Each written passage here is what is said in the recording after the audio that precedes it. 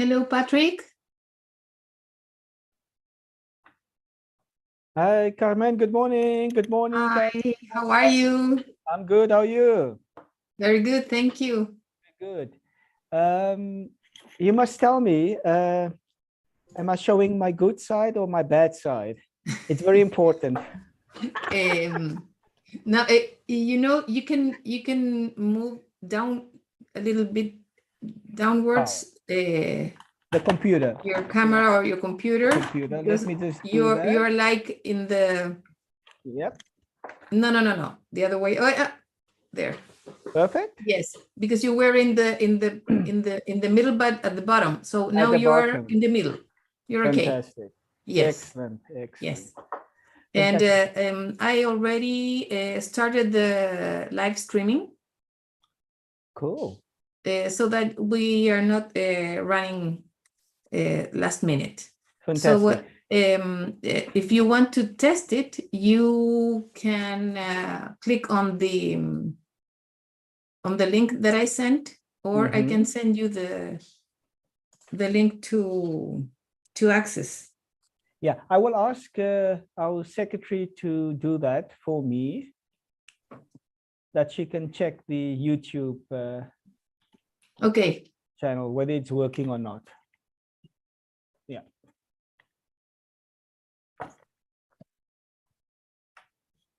Well, in actual fact, I've actually asked her to, excuse me, to sign on to the YouTube channel, to follow the proceedings via YouTube. Yes, I already checked it. So if someone from your office can check it too, it will be great. Fantastic. Let me just, if you don't mind, I'll just quickly run to ask her to do that, if you don't mind. Okay. Okay, we'll be here. Okay. Intérpretes, hola. Te escucha mucho eco, Carla. ¿Aló? Sí, no, es demasiado eco. ¿Marco? Sí, te escucho bien. Medio bajito te escucho, Marco, pero te escucho bien. Están los dos con el micrófono abierto al mismo tiempo, por si acá. Ahora. Sí, no, bien se escucha bien. No, la Carla me preocupa un poco porque está con demasiado eco. Hay algo como que está haciendo, se está sobreponiendo un audio con otro, podría ser, no sé.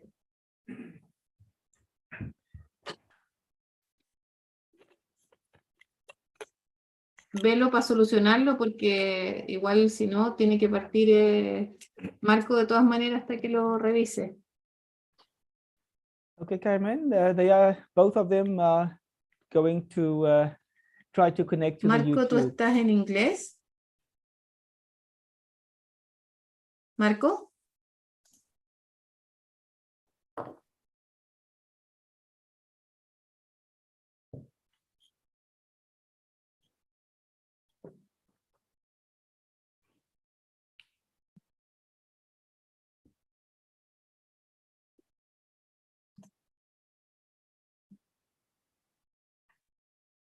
Sí, te escucho en español, está bien.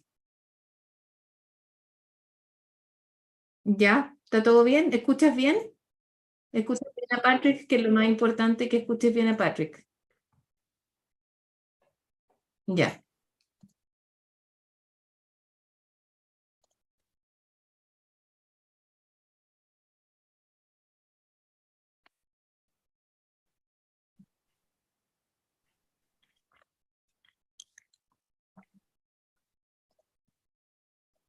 Carmen? Yes? So as per usual, I will ask you then to explain at the start of the opening, I will ask you then to explain the simultaneous translation and maybe the function for people to send us maybe any question and comments that they might have during the course of the webinar. But you will have you will use the Q&A feature? Yeah, I think you need to explain maybe to people how to use that feature. Okay, no problem. Yeah. Because I want to give people the opportunity, maybe while the presentations are ongoing, if they've got questions or comments, they can already send it to us, so that when we do get to the question and answer session, I might have 1 or 2 questions already. Yes, yes. Okay. And is there a feature for participants to ask questions like in person? In that feature, you have the 2 options. Okay. But usually they click on the button to raise hand. Okay. In order to ask a question, maybe at the end in the Q&A That part. maybe if you can maybe explain that to them as well, that they've got 2 options, maybe to send us written questions or comments, and maybe raise that button that they need to press. Okay, and you can take them yourself, and Yeah. all the panelists, they can also check the Q&A feature. Okay. So sometimes they ask a specific question for one person. Exactly. So this is a question for blah, blah, blah. And maybe you can arrange at the end that this question is answered by that person. Yeah, definitely. That. Okay. And you please let me know when you want to start the webinar, right? Yeah. Because it will be 11, but Yeah, we not sure if it's 11:11 or 11:01 or 2. I don't know. Yeah, maybe 11:01. Yeah. Okay, you give I will me a give you a sign. heads up. Yeah, I'll give you a Okay. sign. Yeah, I'll give you a sign. Good morning. Good morning, Juan. How are you doing? Good morning, Patrick. Very good, very good. Can you hear me well, by the way? I can hear you well. Yep. Excellent. I will use these headphones. I really believe it is much better for me to hear better for the discussion and to speak well and avoid other noises as well. Exactly. No, Juan, I also had the similar kind of headphones, but it was too big for my head, so it was constantly falling off. So I decided excuse me, I decided to go for the small ones. Yeah. Wonderful. Yeah. Wonderful. Yeah. I see Mr. Santiago Monti is already logged on. So good morning, Mr. Monti, if you can hear me.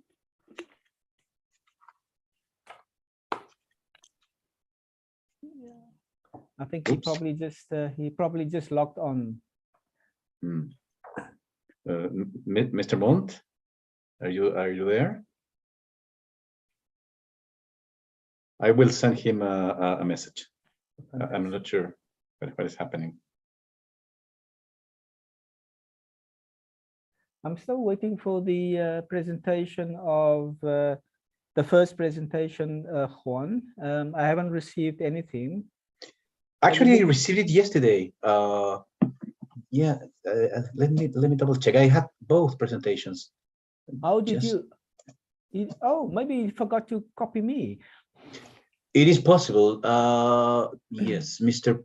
Prudence sent. No, you're in copy. Yeah, Mr. Prudence sent the presentation yesterday in the morning at 11 a.m. Yeah. No. There's something. No. I'm sorry. No, I'm sorry. No, Let me. No. I have a. No, let me double check. Yesterday, 5 to 7 p.m. was sent. Oh, really? But it is there. Yep. Okay, because then you are in copy. Perhaps really? in your spam. No, because normally it.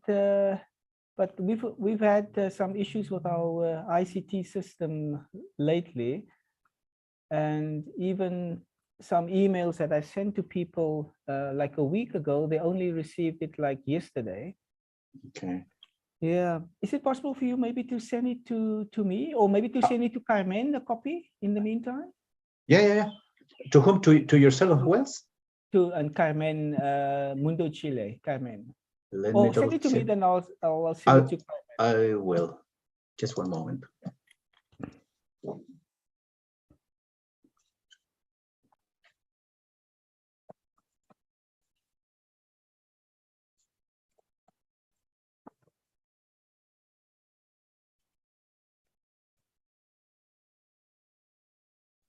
I'm sorry, Patrick, were you talking to me?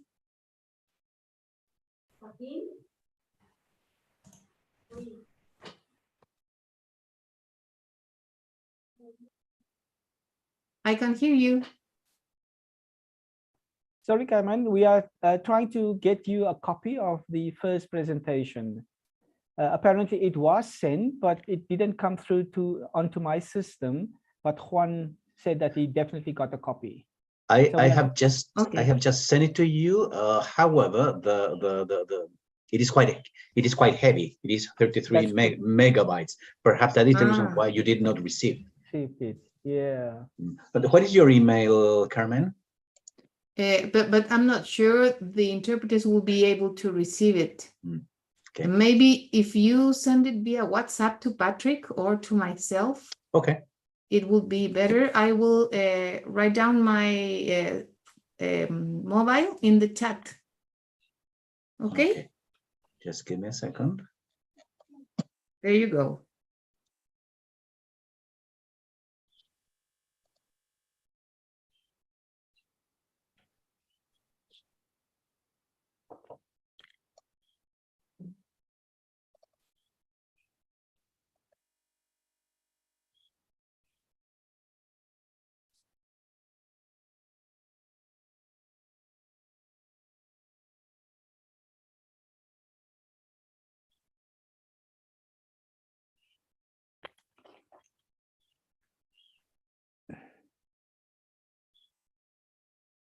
Maybe I can take this opportunity to welcome Ms. Makoti and Mr. Sibahisi. Good morning to both of you.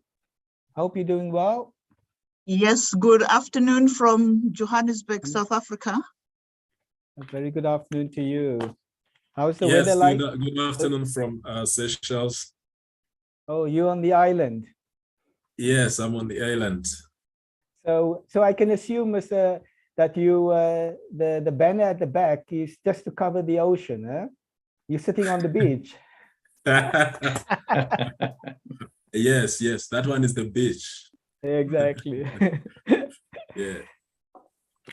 How's the weather like in Seychelles? It's probably quite tropical at the moment, isn't it? Quite humid? No, it's for business. I had some engagements here with the with stakeholders on AfCFTA. Okay. Yes. And the weather? How's the weather like? It's quite humid, I presume. Oh, the weather is good. It's of course quite humid, but it's very good. It's not cold. It's not warm. It's just very convenient. Okay. Yeah. Yeah, I had the opportunity to visit Seychelles once, and we stayed at the hotel. I think it was on the beach. Yeah, most beautiful hotels there, they have access to the beach. Yes. It's really a tourist attraction. It is. Yeah. It's actually quite a nice way to work, you know. Just put a banner behind, and you can, if you work remotely, you can sit on the beach with your pina colada and do your work. Definitely.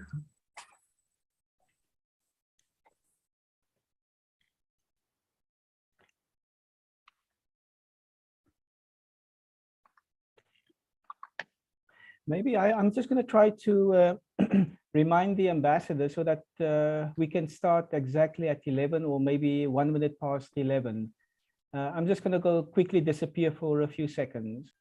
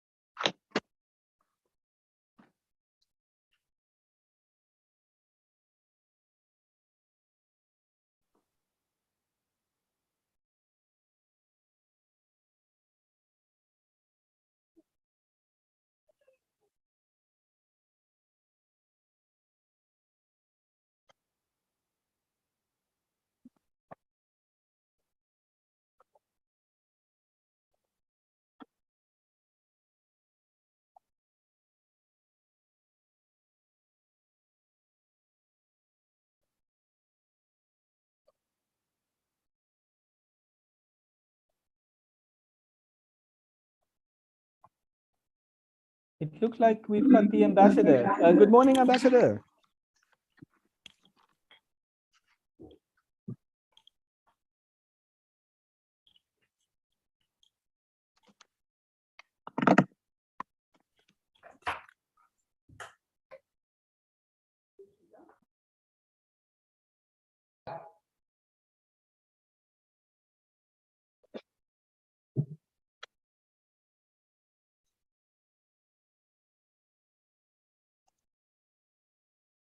Good morning, Mr. Mont. Patrick here. How Good morning. are you? Good morning, Patrick. How are you? I'm fine. How are you? Fine. Fine. Thank you. Thank you for joining us. We're just waiting for the ambassador to so that we can see him and maybe connect the audio as well. I think the audio is connected now, but the camera, I don't know what's happening with my camera. I may have to have struggled to connect with the phone, so I think I'll just go back to the phone.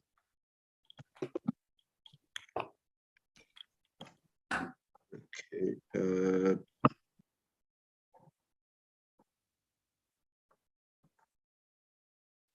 Let me just try with the phone.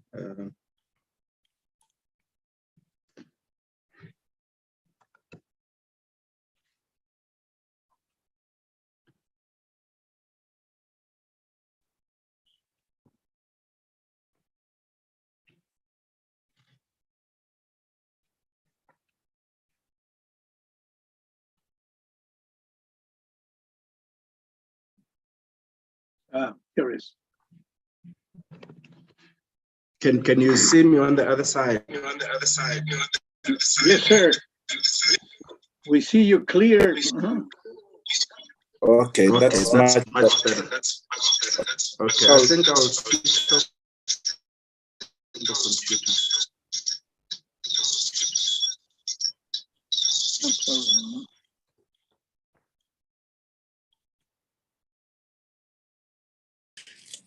Okay. Good morning, everyone. Good morning, Sorry Ambassador. to join a bit later with my connection. I think I just hope that the Wi-Fi won't let me down because it's not very strong. I'm joining you from Quito in Ecuador, and I hope that we'll have a successful session. I think we're supposed to start actually because it's 11 o'clock, so yeah. Okay. I'm pretty much in. Well, fantastic. Thank you. So we will start, Ambassador. Thank you. Everyone on, all the panelists. All the panelists are on. Okay, no, fantastic. So Carmen, can I then start? Okay. So we are going to start the webinar now. Yep. Please keep in mind to have your microphones muted, right? And your cameras on. Thank you.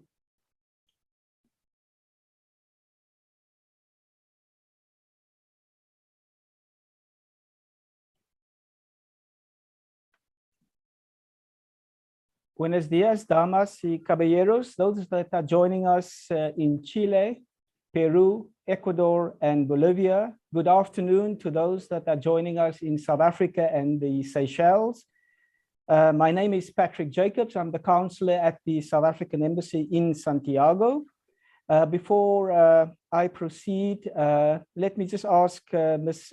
Carmen Jurian of Mundo Chile to explain to us how to access the simultaneous translation as we have that available this morning, as well as the question and answer feature that we can use to send questions or comments to the panelists. Ms. Jurian, hand over to you. Thank you, Mr. Jacobs. Good morning, everyone. As Mr. Jacobs informed, we have a simultaneous interpretation available for this meeting. In order to access this feature on Zoom, you have to go to the bottom of your screen. There is a toolbar, and there you will find an icon with the shape of a small world. It says interpretation, and then you have to click on the option that says English, and you have to stay there during the complete webinar. For Q&A at the end of this session, there is another button in the toolbar. It says Q&A, and you have to click on it, and then you can write down your question, specific questions, or you can ask for that question to be read out loud. And at the end of the session, there will be a moment for questions and answers. Thank you. Buenos días. Para esta reunión está disponible interpretación simultánea en la barra de herramientas de Zoom en su computador o dispositivo. Encontrarán un icono que tiene una forma de un globo terráqueo, dice interpretación de idiomas, y ahí tienen que elegir la opción español para escuchar todo lo que se habla en inglés traducido al español en tiempo real. Además, existe un botón que se llama preguntas y respuestas o Q y A. Ahí ustedes pueden escribir sus respuestas o pedir que sean leídas al final, y obviamente al final de esta sesión ustedes tienen acceso a que esas preguntas puedan ser respondidas. Muchas gracias. Thank you, Ms. Hirian, for that very helpful explanation. Ladies and gentlemen, as I indicated earlier, thank you so much for joining us at this webinar that is being co-hosted by the South African Embassy in Santiago, as well as the Chile, South Africa Chamber of Industry, Commerce and Tourism, as well as the Peru, South Africa Chamber of Commerce. The webinar will focus basically on two aspects. One is the opportunities that will be available, that are become available through the African Continental Free Trade Area, as well as the second presentation will focus on the incentives that are available to foreign investors in South Africa, those that would like to make use of the opportunities that will become available through the African Continental Free Trade Area. Ladies and gentlemen, it's now my singular honor to call upon His Excellency Ambassador George Monier-Mangeni, the South African ambassador accredited to Chile, Peru, Ecuador, and Bolivia, to deliver his welcoming remarks. Ambassador Monier-Mangeni is traveling in the region and is joining us from Quito in Ecuador. Ambassador, the floor is yours. Thank you very much, Mr. Jacobs, the program director. Buenos dias and good afternoon to those who are joining us from where it's already PM in terms of the time zone. And I would like to especially, extend a very warm welcome, to those who are joining us from Peru, Bolivia, Ecuador, and other parts of the world. I wish to begin my remarks by first acknowledging excellencies who have joined us for this webinar. And I'm hopeful that, the head of our business unit has also managed to join us, Ambassador Bona, and including members of our business unit at home, Ms. Balatseng and Ms. Mkonza. Furthermore, I also wish to acknowledge our honorary consuls in the region. I think they should be online. Mr. Guilherme van Oort, who is our honorary consul in Peru, and Mr. Ortiz, who is our honorary consul in Quito, Ecuador. I also wish to acknowledge our esteemed experts today, those that will actually be taking us through the African Continental Free Trade Area and our incentive regimes at home. And those are Mr. Prudence Sehabizi and also Miss Tsepiso Mahoti, who's the head for incentives at the Department of Trade, Industry and Competition. We look forward to a very insightful and informative session ahead. This is quite a seminal moment as we engage in this webinar during a period where the global economy is basically going through problems and challenges, and some of the constraints have been linked to the geopolitical turmoil that we are brought upon us by the galloping global inflation, the rising prices in energy and food. However, one should mention the fact that through resilience, the concert of nations is likely to prevail as we go forward. And it is precisely because of such challenges that as we seek to regain some prosperity, particularly after the adverse impact of the coronavirus pandemic, that we are going on full force to try and ensure that we attract foreign direct investments into our country, and to also ensure that we promote trade with our partners. In this regard, we hope that this webinar will provide a very good basis for people to understand, business persons to really come to get a very good view about the type of opportunities that prevail within the South African economy and beyond.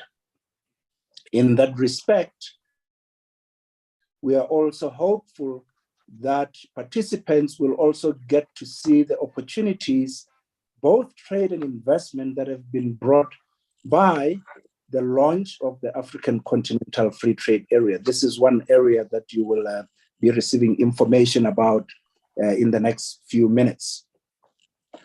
Given that respect, I also wish to thank our chambers for participating with us, particularly the Chile South Africa Chamber of Commerce and Industry, which is headed by the president of the chamber, Mr. Santiago Montt, who has joined us and who will offer a few remarks as soon as I conclude.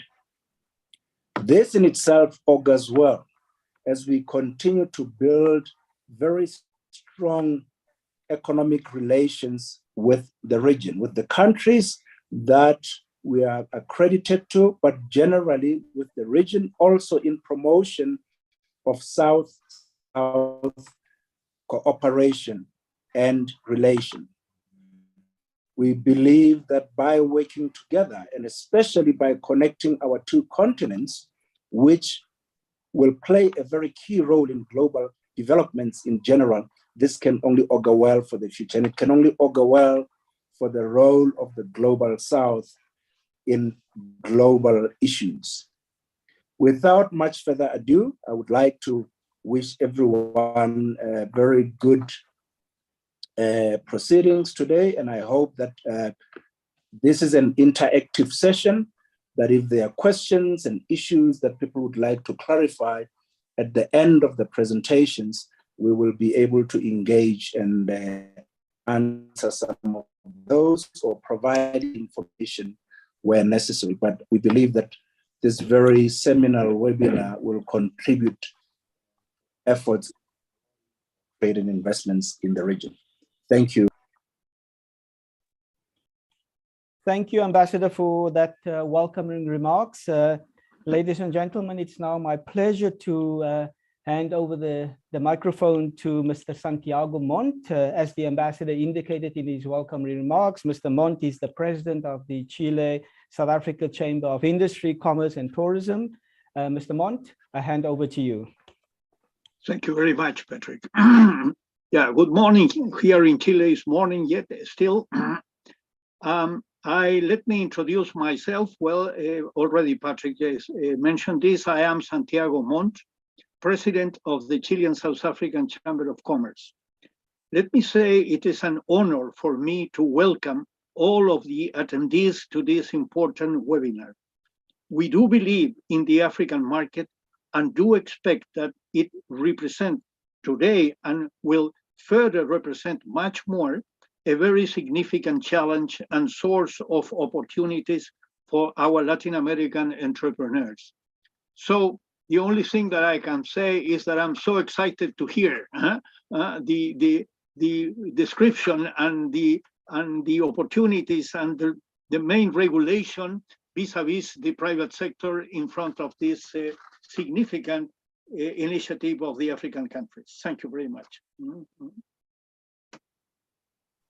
Thank you, Mr. Mont, for that remarks. Ladies and gentlemen, we've now come to the most important part of the webinar, namely the two presentations. As I indicated in my earlier remarks, the presentations will have two core components. One is the presentation on the African Continental Free Trade Area. And then the second one that will follow is on the incentive regime available to foreign investors in South Africa. It is now my sincere and singular honor to yield the floor to Mr. Prudence Sebahisi. Mr. Sebahisi is the Chief Technical Advisor on the African Continental Free Trade Area at the African Union. Mr. Sebahisi, the floor is yours. Yeah, thank you very much. Let me start by recognizing the presence of Ambassador George, whom we thank very much for having invited the AfCFTA Secretariat. And on behalf of the Secretary General, Wamkele Mene, I would like to appreciate this initiative. He told me that I should express this before I go on with the presentation. And I'm also happy to see the representative of the business community, especially the president of the Chamber of Commerce and Industry of Chile, South African Chamber of Commerce. So I would like to take you through a brief presentation on the AfCFTA, which I'm going to beam on the screen.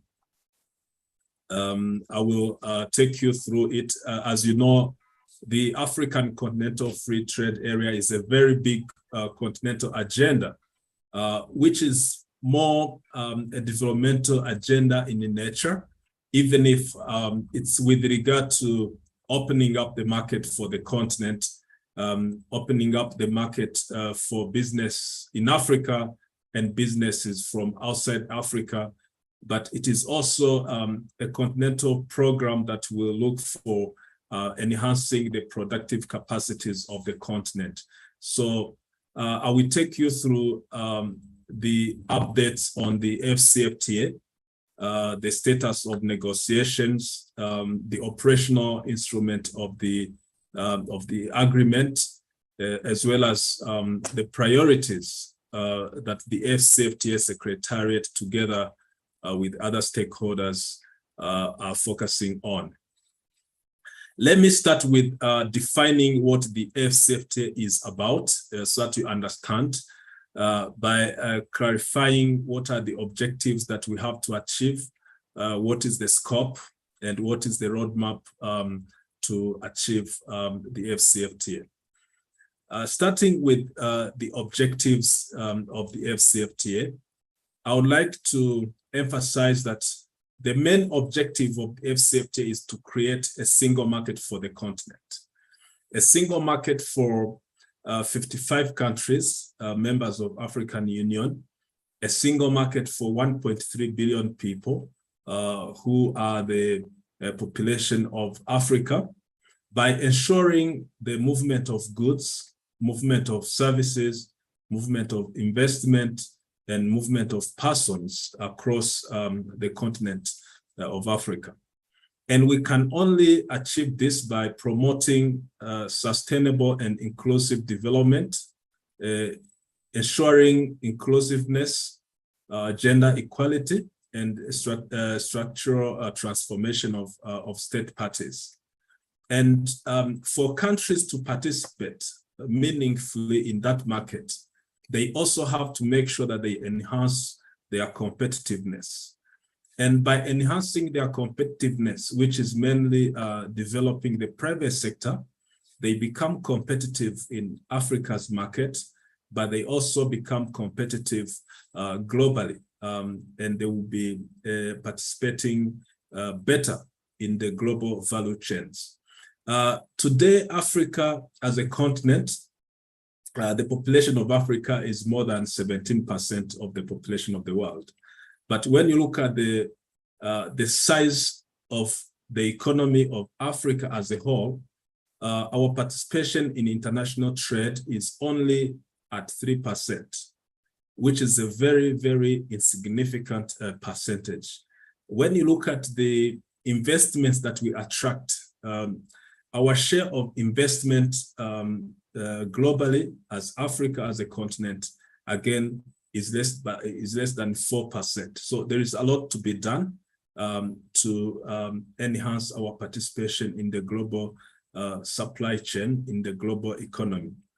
The fourth objective that we are looking to achieve is to promote industrial development by developing our own regional value chains, but also by assuring agriculture development and food security on the continent. And having implemented all these programs, we'll be laying the foundation to establish a continental customs union that will see Africa as one market vis-a-vis the rest of the world.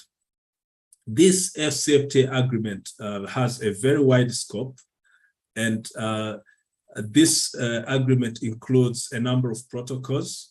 If I may list them, we have the agreement, the mother document, which we call the agreement establishing the AfCFTA. It has protocols, and we have concluded a protocol on trade in goods, a protocol on trade in services, and a protocol on rules and procedures for the settlement of disputes.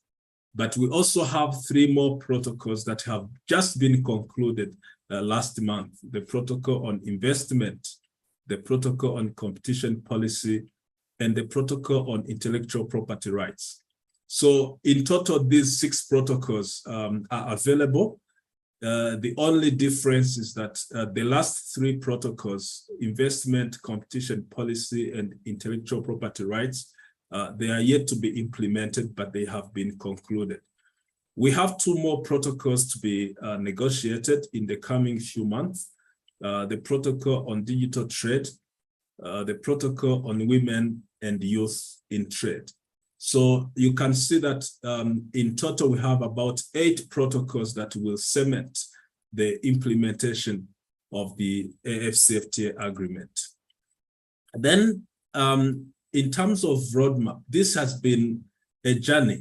It's not something that we are celebrating today. It has been a long journey since 1963, when the Organization of African Unity, today known as African Union, was founded.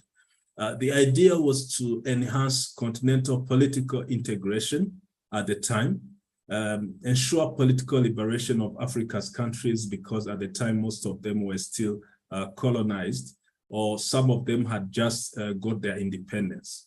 So there was that sense of having Africa's unity among African countries, which triggered the formation of the Organization of African Unity in 1963.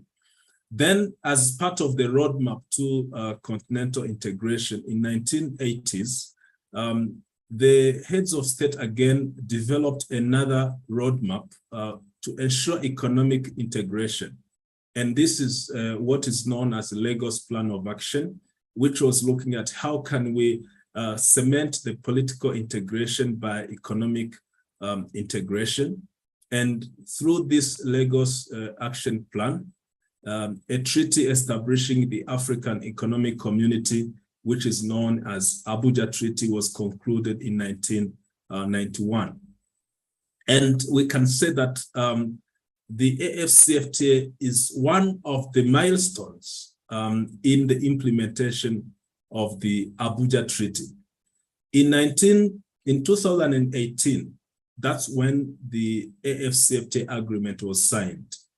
Even if the AfCFTA agreement is one of the milestones of the Abuja Treaty, today the AfCFTA looks to bring together all elements that were envisaged in the Abuja Treaty to make sure that we have a continental common market.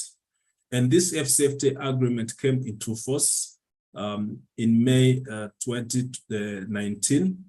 And as of January 2021, trade started happening within the AfCFTA market. So this was a long journey, but the work is still going on until we achieve full economic and political integration of Africa. When we talk about African Union, you understand it's more of a political federation, but this political federation has to be strengthened by both economic integration, social integration, and also underpinned by economic development on the continent. We have regional economic communities. 8 regional economic communities today are considered as the building blocks of the AfCFTA. And these regional economic communities find their genesis from Lagos Action Plan in 1980s, when the continent embarked on economic development journey. Some of these regional economic communities were formed. And the idea was to gradually unite regions and then eventually consolidate those regions into a continental market. That's why we take these 8 regional economic communities as the building blocks of the AfCFTA, namely the Economic Community of Central African States, which is for Central Africa, the Economic Community for West African States, which mainly looks at integrating West African countries. Then we have East African Community, looking at East Africa. We have Southern African Development Community, looking at countries of Southern Africa. And we have COMESA, which is the common market for Eastern and Southern Africa combined. And then you have the Arab Maghreb Union, which looks at countries of Northern Africa. And there is the Community of Saharan State, known as CENSAD, which is mainly looking at countries in the region of Sahel. And we have the Intergovernmental Authority for Development, which is known as IGAD, mainly in the eastern part of Africa toward the north of Africa. So these regional economic communities have more or less the same agenda and objectives as the AfCFTA. The only difference is that their scope of operation is regional in nature. And then the AfCFTA comes to bring them together to ensure interregional integration, to ensure that a country in East Africa can trade freely with a country in West Africa. If East African community has assured integration within countries in East Africa, it could not achieve integration between a country of East Africa and a country of West Africa or a country of North Africa. So the AfCFTA comes to bring those regions together, consolidate them into one continental market. Now, having understood the background of AfCFTA, I would like to quickly update you on where we are in terms of each and every protocol that constitute the agreement. The AfCFTA negotiations have been conducted in 2 phases. We had phase 1 that was focusing on trade in goods and trade in services. And that's where the 2 protocols have been concluded in 2018. And then we had phase 2 that was covering intellectual property rights, investment, and competition policy. As I mentioned in my introduction, these 3 protocols have just been concluded last month. They are awaiting adoption by the Assembly of Heads of State toward the end of this year. And on top of those, the Assembly of Heads of State decided to include digital trade and women and youth in trade protocols as part of the scope of the AfCFTA. And now we have those two more protocols to be concluded. And very soon we will embark on their negotiations. These are the protocols of phase 1. The agreement itself has been concluded, and it is the framework agreement that anchors all the other protocols which form integral part of the AfCFTA legal package. And we have the protocol on trade in goods and the protocol on trade in services, and the protocol on rules and procedures for the settlement of dispute. The protocol on rules and procedures for the settlement of disputes is very important, because as we start implementing the AfCFTA, there will be two issues that might arise. One is with regard to interpretation of the legal provisions of the agreement. The other one is where a dispute emerges among two state parties. So the protocol on rules and procedures for the settlement of dispute is there to play the role of course, settling those disputes, but they can also play the role of interpreting some of the provisions of the agreement where they are not clear to the users. The protocol on trade in goods include mainly liberalization of trade in goods. And this has been agreed as within a period between 5 to 10 years, the state parties are going to liberalize up to 97% of their total tariff lines. So they will have to liberalize up to 97% with exclusion of only 3%. Otherwise, the level of ambition has been set to be uniformly at a level of 90% to start with. Then eventually 7% will also be liberalized over a longer period of time, but 3% of trade will not be liberalized because some countries have to take into consideration their sensitivities related to industrial development, but also those that are related to public health and public security for those products that cannot be liberalized. So currently, the majority of African countries have already started the process of liberalization. 56 countries out of 55 have already submitted their schedules of tariff concession, which shows a good indication of that willingness to liberalize trade in goods. And out of those countries, all the customs unions on the continent, the CEMAC, the East African Community, ECOWAS, and SACU have all started the process of liberalizing their trade in goods.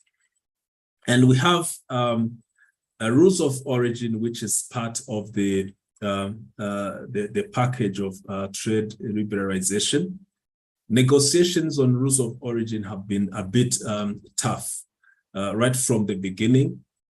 Some of the outstanding negotiations on this protocol were related to tariff liberalization, but also to rules of origin.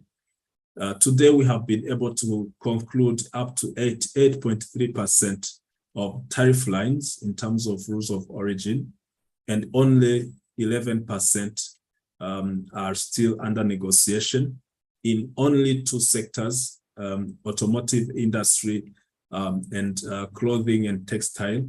That's where negotiations on rules of origin are still going on.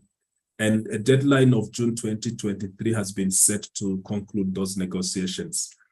However, the remaining negotiations on rules of origin will not affect trade under the AfCFTA, because there is already a summit decision that where there is no AfCFTA rules of origin, trade can happen using existing rules of origin in regional economic communities. So this will not affect trade at all. In terms of trade in services, countries are liberalizing their services sectors. We have agreed that 5 priority sectors will be liberalized to start with. These are business services, communication services, financial services, tourism services, and transport services. And today, 47 countries have already submitted their service offers in those 5 priority sectors. There is plan to start negotiating other remaining sectors early next year so that we can have a comprehensive liberalization of trade in services within the AfCFTA market. The deadline that has been set to conclude negotiations under the 5 priority service sectors is March 2023. And then from April 2023, the remaining 7 sectors will start to be negotiated, including developing regulatory frameworks in all the service sectors that are under negotiation. With regard to phase 2 negotiations that now I have covered, trade in goods and trade in services, we have these protocols that come to cement the liberalization of goods and services. We have a protocol on intellectual property rights, which has just been concluded. We have a protocol on competition policy and a protocol on investment. And we will have a protocol on digital trade and a protocol on women and youth in trade. The reason why we are having a protocol on women and youth in trade is because we want to not only ensure inclusiveness within the AfCFTA, but also promote entrepreneurship, because we know the majority of business people on Africa's continent are women, and the majority of innovators are young Africans. So Africa's continent has between 60 and 70% who are under 35 years of age. So it means the majority of Africans are young people. And we also have the majority of small and medium enterprises on the continent are owned by women. So more than 70% of SMEs on Africa's continent are owned by women. So if we have to have a successful market, we have to find a way of creating opportunities for youth and women in Africa, and also make sure that we contribute to a conducive business environment for those categories of population. So now we have a protocol on women and youth in trade that has been included in the scope of AfCFTA negotiations. The reason why we're having a protocol on digital trade again, because we thought the small and medium enterprises make a large part of businesses on the continent. Digital trade, digital technologies are going to assist those SMEs to access markets, to create more business environment by providing adequate logistics, by providing adequate platforms for those young entrepreneurs to operate on the market. So the protocol on digital trade is going to play a very big role, not only in reducing the cost of doing business, but also in facilitating the matchmaking among businesses across the continent with the focus on small and medium enterprises. So the protocol on digital trade is going to be concluded very soon. The work on negotiation has already started, and we believe by July next year, the protocol will be concluded. Then comes the protocol on competition. The protocol on competition is, again, a very important tool to level the playing field within the AfCFTA market. And this is going to regulate cartels to make sure that there is fair competition. to make sure that there is no abuse of dominant position, to make sure that there is no abuse of economic dependency, to make sure that there are no abuse of mergers and acquisitions in the AfCFTA market. And this protocol will also put in place a continental competition authority and a competition tribunal that will regulate the AfCFTA market and ensure fair competition by protecting, most importantly, by protecting those small businesses that will be taking up the opportunities of the market. The protocol of investment is another important protocol that, again, is going to play a very big role in making AfCFTA a success. As I mentioned in my introduction, when you look at the share of foreign direct investment in Africa, globally, the share of Africa in foreign direct investment is less than 4%. So which means that there's something wrong that we have to address on the continent. This protocol on investment is going to, first of all, regulate investment by protecting investors, but by also harmonizing the investment laws across different regions and across different African countries, and will also play a role in promoting Africa as one single investment destination. So this protocol on investment is very important to ensure successful operation of the AfCFTA market. It has provision that will promote and facilitate investment. It has provision that will protect investment, and it also has provision that will address disputes or manage disputes that will arise among investors and AfCFTA state parties. There are many benefits on this protocol on investment. I will not go through all of them, but in a nutshell, when you have one common law of investment, you are facilitating an investor to have one single reference if it comes to investing in any African countries. An investor will just have to come and read the provisions of this protocol and understand what is the investment framework for the Africa's continent. Secondly, this protocol is going to provide a platform for investment protection. It means, again, that if there is any dispute in any Africa's countries between investor and country, then this protocol will be a good reference to that dispute settlement. So it will not only promote investment on the continent, but also facilitate and protect investors from wherever they come from, whether investors from outside the continent or investment coming from within Africa's market.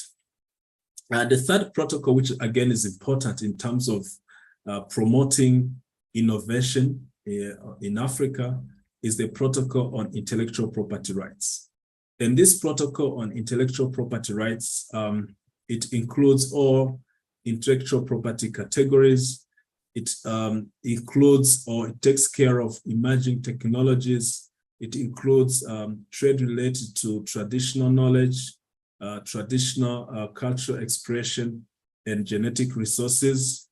It aims to facilitate intra-Africa trade by addressing the fragmentation of IP policies and institutions in the continent. It also fills the gap in regional and international IP policy. And we believe that effective use of existing flexibilities under the international IP treaties for the benefits of Africa can only take place by using the provision of this protocol. And it will promote cooperation with existing systems at national and sub-regional levels. So these are some of the objectives that this protocol looks for. In terms of coverage, This protocol on IPR, it covers all the categories of intellectual property rights. It covers rules on cooperation on IPRs. It covers rules on enforcement of IPRs.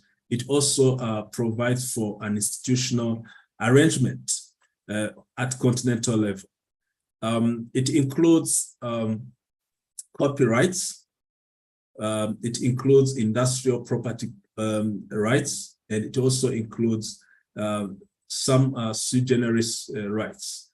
Here we are talking about copyrights, such as musical, dramatic, artistic work. It includes industrial property such as patent, industrial design, trademarks, geographical indications, and trade secrets. And it also includes other varieties of rights, such as plant varieties, such as geographical indications.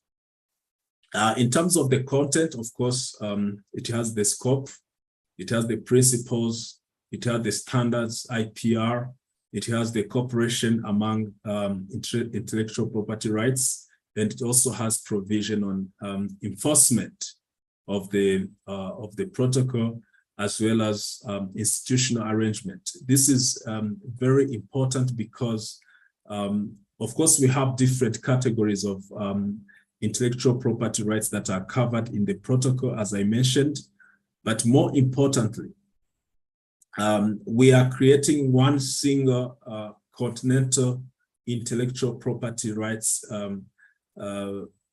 institutional arrangement. Today, we have two institutions that deal with intellectual property rights on the continent. We have ARIPO for most Anglophone countries on the continent, and we have OWAPI for most Francophone countries on the continent. So this AfCFTA IP institution is going to bring together those regional institutions, and it will link them to WAIPO, and it will manage to deal with all existing issues in intellectual property on the continent, but also in the global negotiations, including at the WTO. So let me move quickly to some of the operational instruments for the AfCFTA. The AfCFTA is not only about the legal instrument. They are also operational instruments that will translate the AfCFTA legal text into operations, into reality. One of them is what we call AfCFTA Adjustment Fund. Because we are aware that some countries might face challenges when they start liberalizing trade, the fiscal challenges especially, there is AfCFTA Adjustment Fund that has been created. And this fund is going to contribute to state parties that want to address some of the tariff revenue losses, which are short-term in nature, but it will also provide credit funding for those who want to invest in a long-term project that will enhance industrial development. This AfCFTA Adjustment Fund has three categories of fund. The base fund, which is merely a contribution from state parties and the grants from other donors or technical assistance.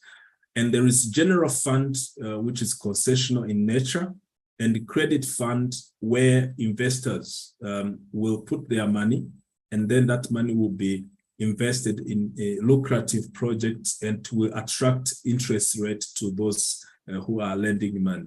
So we are going to mobilize funding from different partners, from different financial institutions, from different donors across the world to invest in the AfCFTA through the AfCFTA Adjustment Fund that has now been established. Then we have the AfCFTA Pan-African Payment and Settlement System. We know that the cost of doing business in Africa, most of it is related to the currency convertibility challenges. In Africa, we have more than 42 currencies. And if you have to trade across the continent, then you have to change money from one currency to the other. the Pan-African payment and settlement system is going to allow trade to happen within African countries using the same system. You can buy products and pay in your local currency, and then the seller will receive their payment in their own local currency without incurring additional transaction cost of converting currency from one currency to the other. This is very important because the medium of convertibility of currencies is always a foreign currency. It is either dollar, it is euro, or any other foreign currency, and you are transacting among two African currencies. Let's say, for example, you are transacting between rand and shilling, Kenya shilling, but you have to convert each of them in dollar for you to be able to trade across to African countries. So the other operational instrument which is important to note is intra-African trade fair. And this is a platform. It is a platform for private sector to participate meaningfully in the AfCFTA market.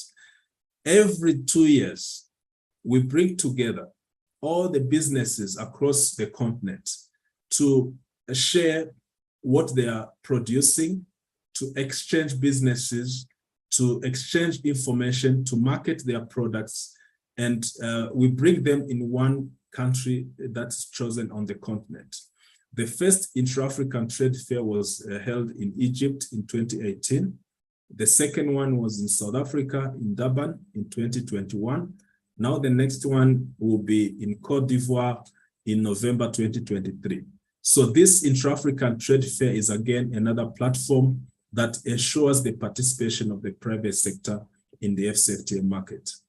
The third operational instrument is what we call AfCFTA e-tariff book. Because businesses cannot access confidential information from different state parties, we have produced one comprehensive e-tariff book, which is available on the AfCFTA website in a digital format, where businesses can access rules of origin within the AfCFTA. They can access different tariff rates on different products that they are trading within the AfCFTA market. This is again another tool which allows to operationalize the AfCFTA. Another tool is what we call the rules of origin manual. Again, it's a booklet which explains how the rules of origin within the AfCFTA can apply or can be applicable. And it is also a tool for sensitization of stakeholders, including customs officers and other users of rules of origin to understand what are the rules of origin and how do they apply to their respective products. The last tool that we have rolled out is the AfCFTA Business Forum. Unlike intra-African trade fair, which takes place every 2 years, the AfCFTA Business Forum is a platform for businesses that takes place every year.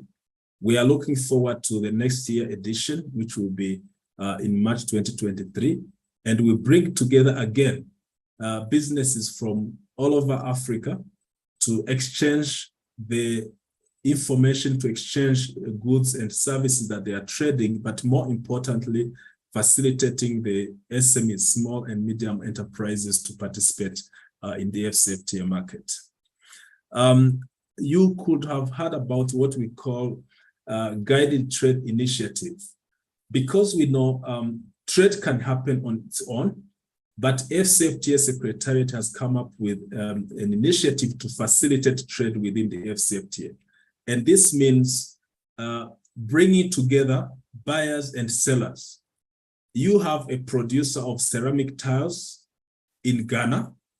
You facilitate them to export the ceramic tiles in Cameroon. You have a producer of palm oil in Ghana. You facilitate them to export palm oil in Kenya. You have a producer of coffee or tea in Kenya. You facilitate them to export coffee or tea to Egypt. So that's the aim of AfCFTA Guided Trade Initiative. And this is going to continue happening every year. The first edition was launched in October this year.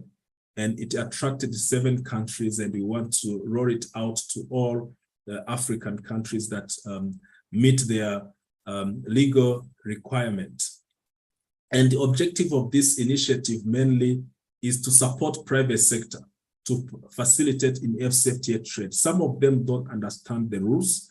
So by them participating in the guided trade initiative, a producer can be able to export their products within 24 hours because all the government institutions that are involved will be mobilized by the AfCFTA Secretariat to facilitate trade, and time will be saved on any business entity that wants to trade within the AfCFTA. Of course, this is the checklist for those who want to participate in the guided trade initiative. So as I conclude, the AfCFTA is a big program. It's a comprehensive developmental program. As AfCFTA Secretariat, we are coordinating its implementation. Its implementation happens at national level, and the owners of the AfCFTA are the businesses, the private sector, women and youth. But we try as much as we can to build the institutional capacity and engage stakeholders to participate in this AfCFTA process.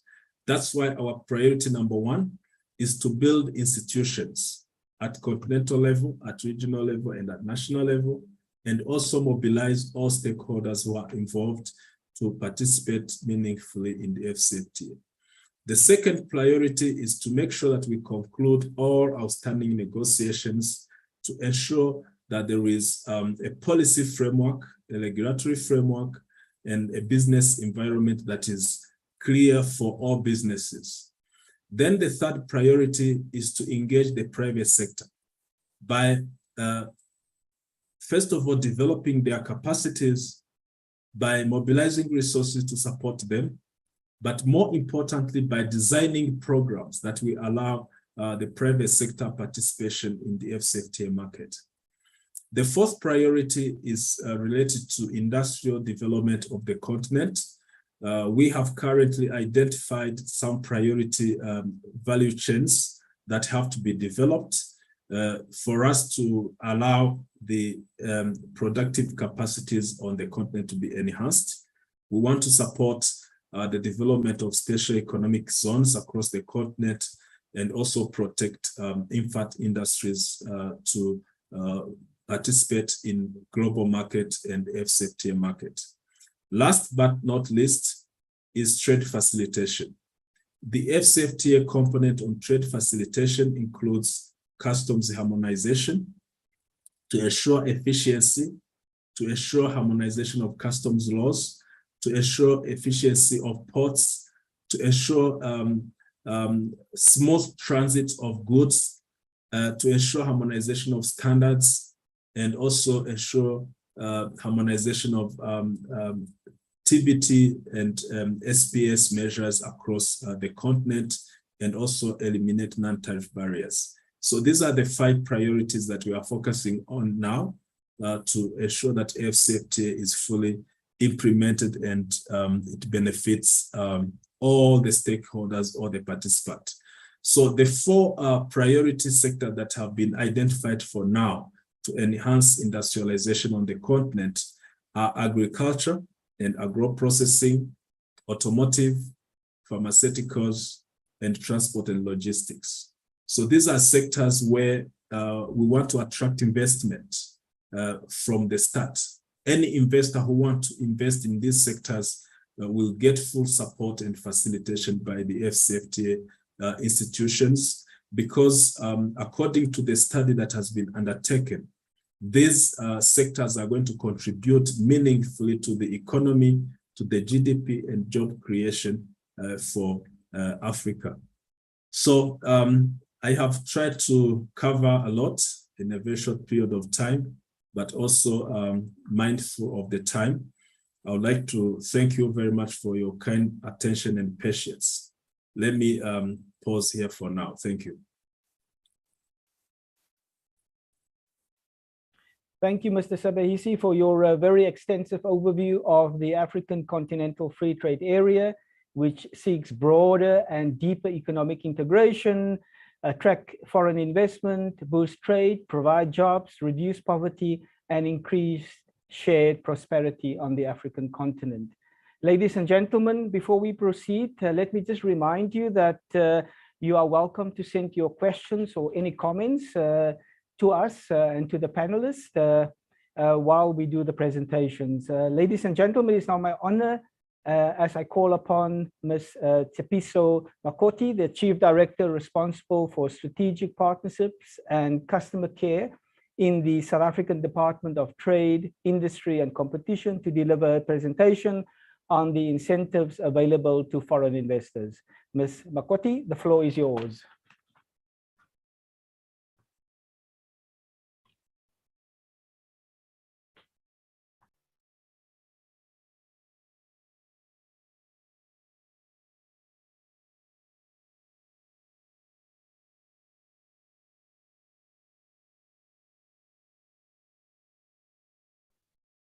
Ms. Makoti, can you hear me?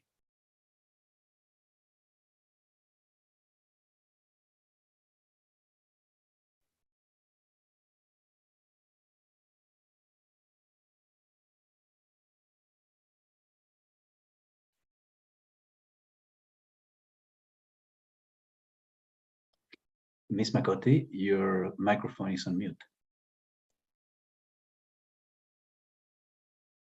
Okay, let me just try to share the presentation.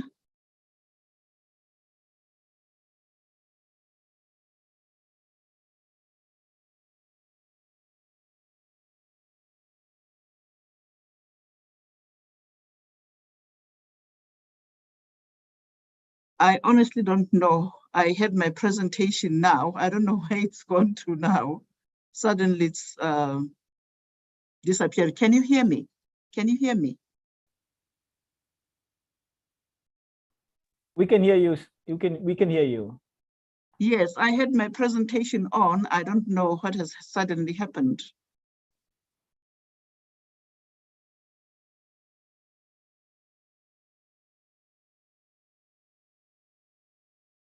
Instead,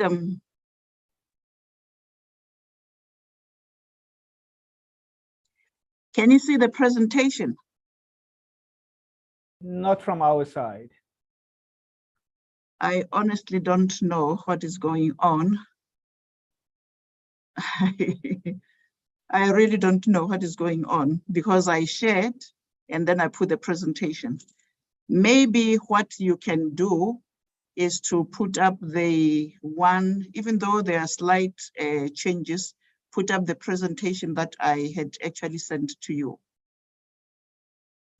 Yeah, let me just ask. Let me just try again.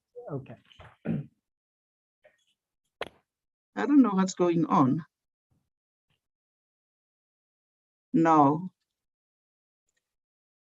Ms. Khiron, can No, you just put up the presentation. I don't know what has happened. Ms. Khiron, is it possible to put up the presentation?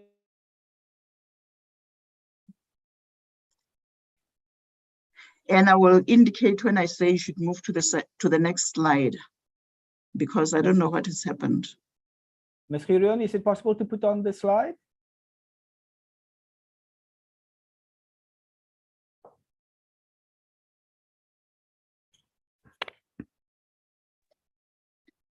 Mr. Jacobs, I will try to show the presentation on my screen to share with you. Just give me a second. Thank you. Please let me know if the presentation is there. Yes, we can see it. Thank you. You're welcome. Oh, okay. All right. Thank you very much. My apologies for that small hitch. I'm coming from the Department of Trade, Industry and Competition in Pretoria, South Africa.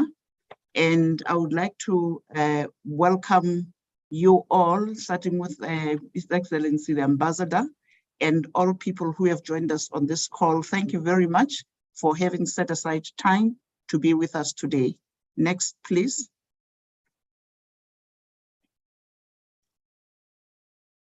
Yeah, This is going to be the outline of my, presentation. I'll provide a brief background and the industrial financing branch that I come from. I will talk about the various incentive clusters, and I'll talk about the summary of incentives that are available, to foreign direct, investors. At the end, I'll go through the application process so that at least those who have an intention of investing in South Africa can understand the process that we follow, and I'll provide the contact details at the end. Thank you. Next.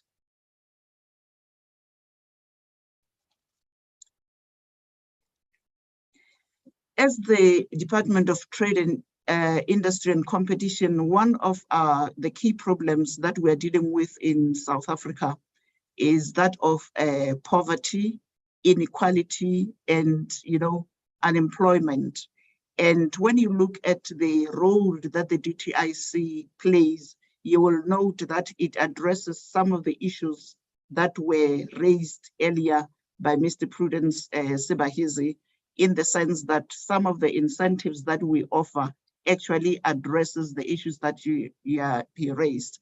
We are focusing on increasing levels of foreign direct investment into the country, increasing the contribution of small, medium, and micro-sized enterprises to the South African economy via financial, administrative, and other non-financial support, ensuring the implementation of the broad-based Black economic empowerment, because you'll recall that I mentioned the issue of an unequal society. So it's important to be inclusive, not only including those people who never had an opportunity in the past, but also including women, youth, and people with disabilities. We are expanding market access opportunities for exporting our products to various countries, including on the African continent, taking special, opportunity that's offered by the AfCFTA. And in order to do all this that we plan to do, we have to contribute towards building skills, technology, infrastructure platforms. He talked about digitization in the economy so that enterprises can benefit. Next, please. The industrial financing branch that I come from, we actually really focus on growing sustainable, competitive enterprises through accessible industrial finance that support the various national priorities. We actually design, administer, monitor, and evaluate the incentive programs that we develop here in South Africa. At the same time, we are focusing on building partnerships, because we believe we cannot achieve this when we are working alone. But if we build partnerships with other institutions and stakeholders, like now we are working with the people from Peru, from Ecuador, and from Chile, that will help, because on our own that would never be achieved. Thank you. Next. As I mentioned earlier, the incentives that are offered to foreign investment directors can be, divided into various clusters. We have the innovation cluster, manufacturing investment cluster, the services investment cluster, export promotion cluster, and the infrastructure investment cluster. And within each one of these clusters, there are a number of incentives that we offer that would be, helpful for people who'd like to invest in South Africa. I've not mentioned all the incentives that we offer, but I'm focusing on those that I think would be useful for this session. Next, please. If we start with the innovation cluster, for instance, we have two types of incentives: the technology and human resources for industry program that we usually refer to as THRIP. We believe that if we can collaborate between government, various industry associations, working with academia, for instance, We can do a lot of work in terms of researching and developing new things in the field of science, engineering, and technology. And by so doing, we'll be developing highly skilled human resources for industry in South Africa and in Africa in general. I will not go into details really as to how much the incentive is. Anyone who would be interested in investing, we can connect and then we can go deeper into that. The second one, please. Next. The second one under innovation is the support program for industrial innovation. Here we are promoting technology development in South Africa through the provision of financial assistance for the development of innovative, competitive products and or processes. When companies come to invest in South Africa and they are legally registered, they have an opportunity as well to participate in improving either their processes or their products so that they can utilize South Africa as, you know, a place where they can expand into the rest, you know, or export their competitive products into the rest of Africa, thereby supporting what Mr. Sebahizi has just said. Next, please. The other one that we do now, if we come to the manufacturing sector, is the Black Industrialist Scheme. You will recall that I mentioned that one of the key things that government is working on is to ensure that people that never had an opportunity in the past because of the laws of the country in past seasons can actually get an opportunity to participate in the economic development and industrialization of the country. And this Black industrialist should meet the definition of a Black industrialist in South Africa, whereby they own 51% of the, you know, of the shares in a company. People can partner with external partners, but for as long as they are Black people that are involved, then it is okay, it is acceptable. They can submit applications where we provide funding for capital investment costs, for feasibility studies, towards bankable business plans, for post-investment support, where we actually appreciate that sometimes some people who do start businesses have been in the technical field and they need a lot of support in terms of how they keep their books, in financial management, in marketing, and in the other softer skills that are required, like when they're trading with their African partners. There are certain things that are just not written anywhere in the, you know, from, you know, textbooks, but they will learn through, you know, experience. And we provide funding so that they can get this type of, you know, support.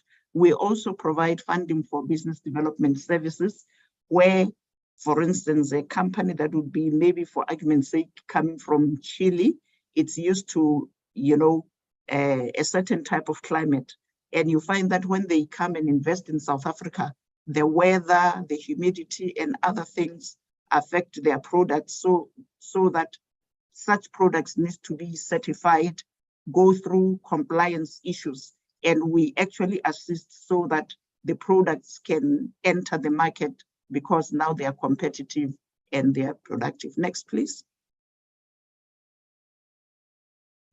The next one, which is very important, which is a key sector as well in Africa, is the agro-processing support scheme, where we are trying to stimulate investment by South African agro-processing or beneficiation enterprises.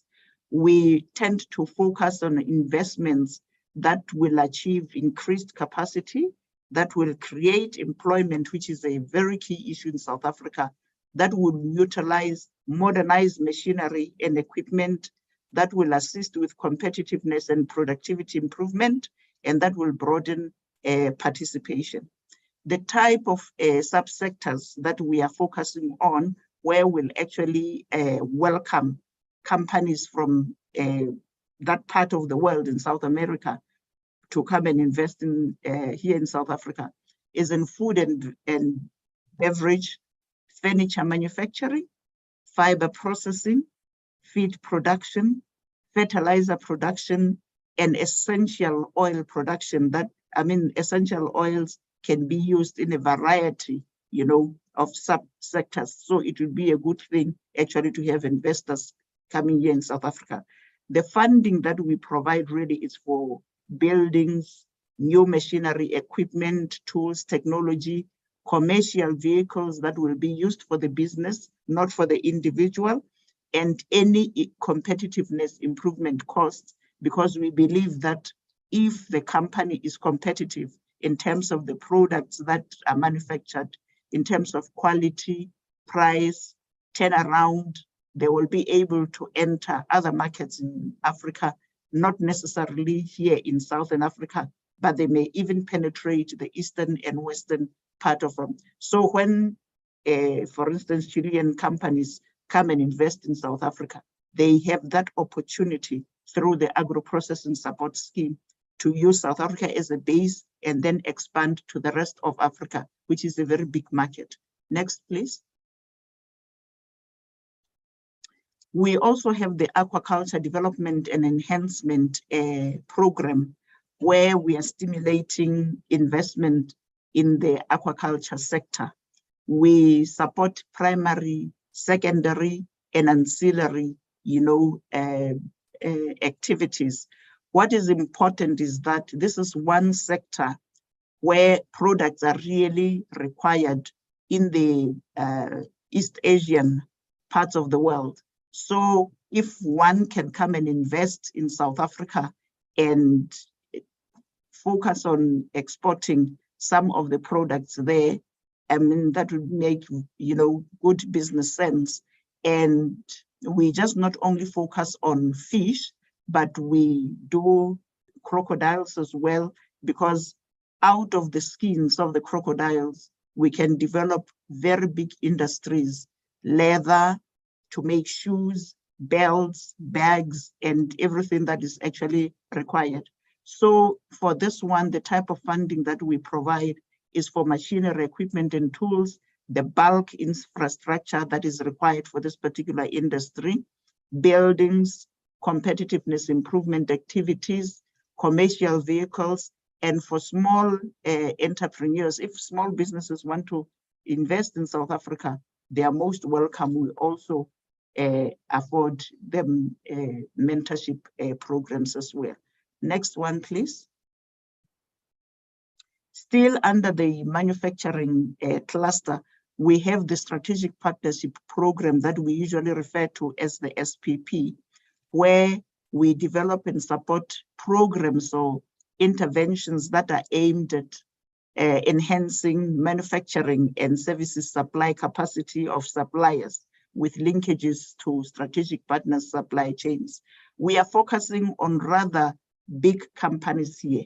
We would welcome very big companies with a minimum turnover of 100 million for 2 consecutive years, where they will partner with the DTI and actually assist in terms of nurturing SMMEs and making sure that they teach, they coach those SMMEs that will actually provide support to the very same big companies. The good thing about this strategic partnership program is that it's two-pronged in the sense that the big company, by working with the SMMEs and Black South African, SMMEs, they will improve their, their credentials in terms of the Black businesses that they will be partnering with.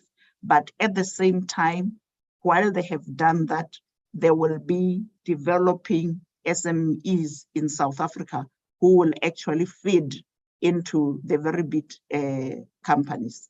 Next one, please. We have the automotive investment scheme as well, and I'm glad because Mr. Sibayizi mentioned the automotive sector as being very key in Africa. We actually focus on investing in new and or replacement models and components as well. Our focus is on increasing plant production and sustaining employment. In South Africa, for those of you who may be aware, the Eastern Province in South Africa, it's really relying on the auto industry. So whether it's the autos that the investors will be interested in or the components that feed into the auto industry, it will be most welcome because they are short of the market. The cars that are made here in South Africa that are driven on the left and where you find that we sit on the right, they are utilized all over parts of Africa and abroad as well. It's not just here in South Africa. So if they get into those chains of making components for the auto manufacturers, that will be very good business. And we focus on investing in the autos themselves and into the component manufacturers. Next, please. We have the Manufacturing Competitiveness Enhancement Program. When this program was launched some time back, it was supposed to, it was two-pronged as well. The loan facility was managed and administered by our sister organization, the IDC, but the grant was administered from the DTIC. I'd had the opportunity of managing that incentive scheme, but it was so popular that it got finished. It was aimed for 6 years. It got finished within 3 years, the grant portion, but the loan facility is still there. The aim is just really to make South African companies more competitive by providing working capital loans to qualifying companies, at the same time providing plant and equipment loans to manufacturing companies that are owned by Black industrialists. And the good thing about this program is that the loans are priced at preferential rate of 4% or less. And when one invests in South Africa and utilizes these loans, they are very good in the sense that you cannot go to any commercial bank or, development finance, bank and find, rates like this one. The first one, which deals with the working capital, it's fixed at 4%. It is kept at 50 million and the repayment takes 48 months. When it comes to that one of plant and equipment that is geared towards the Black industrialists, it is also fixed at 4%. It is kept at 50 million, but the repayment, it's 84 months to make it easier for businesses, to meet their financial obligations. Thank you. Next one, please. Now we come to the services investment, where we would welcome film producers from, South America to come and, produce their films in South Africa. We have two different types of film and television incentives that are open to foreign direct investors. For instance, the foreign film and television production and post-production that, really attracts large film producers from outside South Africa. We also have the South African film and television production and co-production that really assists to develop local film producers, where, for instance, if for argument's sake, Chile or Peru has signed a co-production treaty with South Africa, they will be able to come here and shoot a film in South Africa and benefit from the, the incentive that the government of South Africa is offering. And the good thing about this is that it's not only the benefits that they get from the grant offered by government, but they stay in the country. It extends to a bit of tourism.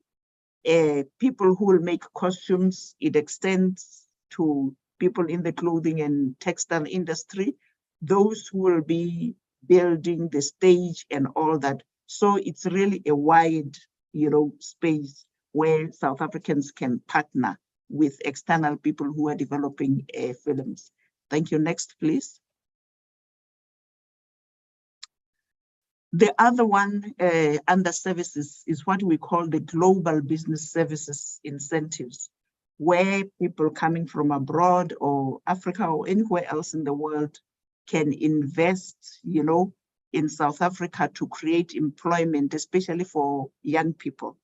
If I could make an example where somebody calls an insurance company or a medical aid from your part of the world, only to find that the person who answers the phone is based here in South Africa, and they provide that service because they are partnering with government and they're employing young people as at the call center. But this call center is a bit sophisticated. It provides information about insurance companies, about medical aids, and all the sophisticated things. And that is the way in which we address that issue of inclusivity, where we want young people to be involved as well. Thank you. The next one, please. This is very interesting, the Export Marketing and Investment Assistance Scheme, where we provide funding for businesses that are located here in South Africa to explore export markets. These export markets can be anywhere in the world, outside South Africa. It may even be here in Africa or abroad. And they come in different forms, where we may support a company that has invested here in South Africa, is manufacturing something. We support them to go and showcase their products in trade fairs outside South Africa.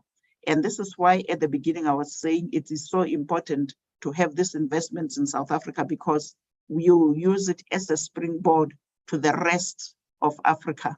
But it doesn't just end there. They can also be manufacturing here in South Africa, but given an opportunity to showcase their products in Western Europe, US, anywhere in the world, but using South Africa as a springboard. On the right-hand side, really, we've just indicated the type of support that we offer. We also, assist companies that are investing here in South Africa to do primary market research in other countries, because their products may be good, but may not necessarily be suitable for these countries. So it's important before entering a market to do a bit of research, and the government will provide support in as far as that is concerned. And for foreign direct investment as well, we welcome that. We also provide funding for individual inward missions that will come, to South Africa to come and, see how best they can invest.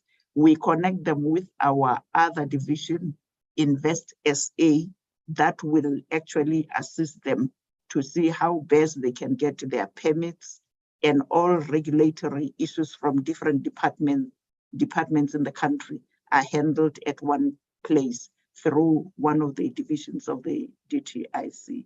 We also have group missions and national pavilions where South African companies or those that are based in South Africa can go and showcase their products outside. Next one, please. We talked about group missions and all that. And if you look at the picture, the bottom right of the, of the slide, you will see just an example of one of those support that we provided to our group schemes. And here you would find that we would work with export councils, joint action groups, industry association like yours, where you find that you identify your members that would need support from government, but the members that are based here in South Africa. And through your association, we assist your members to go and showcase their products as a group, and even the emerging exporters, we also help them in that way where they travel as a group. Next, please. We have the capital projects feasibility program, which will be the last one under the export promotion, where we are trying to facilitate feasibility studies that are likely to lead to high impact projects that will stimulate value-adding economic activity in South Africa. And this is how it works. We provide funding for feasibility studies to be conducted, for argument's sake, in one of the African countries.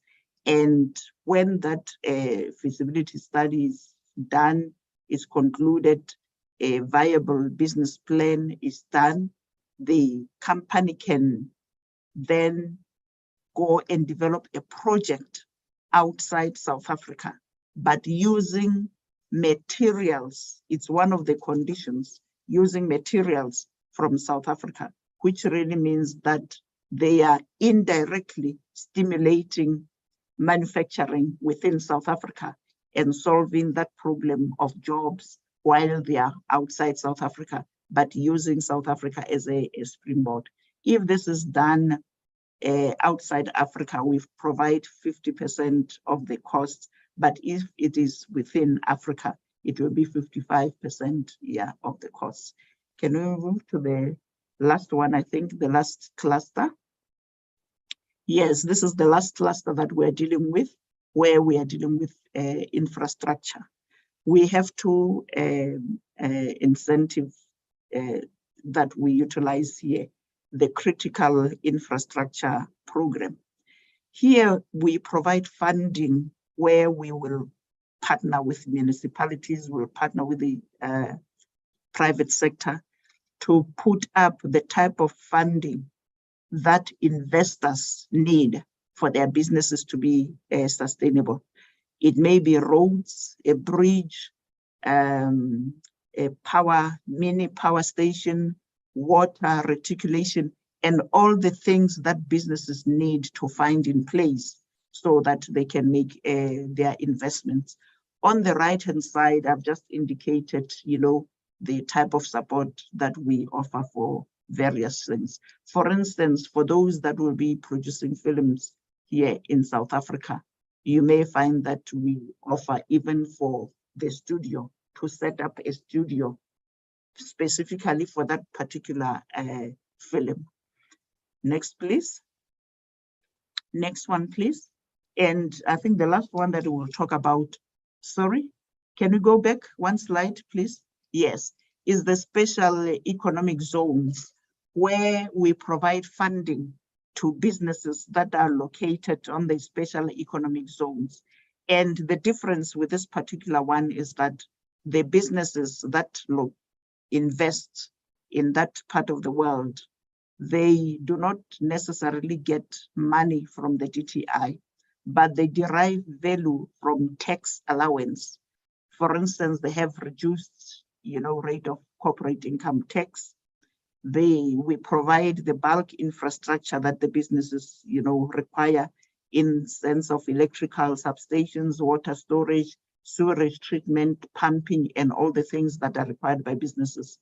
We provide building allowance for top structures and all that.